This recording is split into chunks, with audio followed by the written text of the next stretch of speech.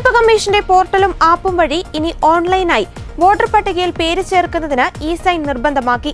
സ്വന്തം ആധാറുമായി ബന്ധിപ്പിച്ച ഫോൺ നമ്പർ ഉപയോഗിച്ചു മാത്രമേ ഇനി മുതൽ ഓൺലൈനായി വോട്ടർ പട്ടികയിൽ പേര് ചേർക്കുവാനും നീക്കം ചെയ്യുവാനും തിരുത്തൽ വരുത്തുവാനും കഴിയുകയുള്ളൂ.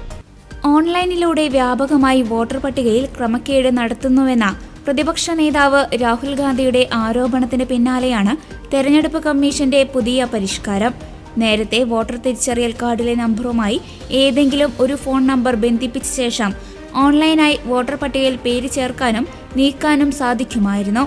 ഫോൺ നമ്പർ സംബന്ധിച്ച പരിശോധന ഇല്ലാതിരുന്നതിനാൽ വ്യാപകമായ ക്രമക്കേട് നടന്നിരുന്നു. കർണാടകയിലെ അലന്ത് മണ്ഡലത്തിൽ ഇത്തരത്തിൽ 6000-ലധികം പേരുകൾ നീക്കം ചെയ്തിരുന്നതായി രാഹുൽ ഗാന്ധി ആരോപണം ഉന്നയിച്ചിരുന്നു. ഇതിന് പിന്നാലെയാണ് ക്രമക്കേട് തടയുന്നതിന് പുതിയ നടപടി തെരഞ്ഞെടുപ്പ് കമ്മീഷൻ ഏർപ്പെടുത്തിയത്. വോട്ടർ പട്ടികയിൽ പേര് ചേർക്കുന്നതിന് ഫോം 6 പൂരിപ്പിക്കേണ്ടതാണ്. വോട്ടർ പട്ടികയിൽ പേര് ചേർക്കുന്നത് എതിർക്കുന്നതിനും പേര് നീക്കം ചെയ്യാനും പൂരിപ്പിക്കേണ്ടത് ഫോം 7 ആണ്.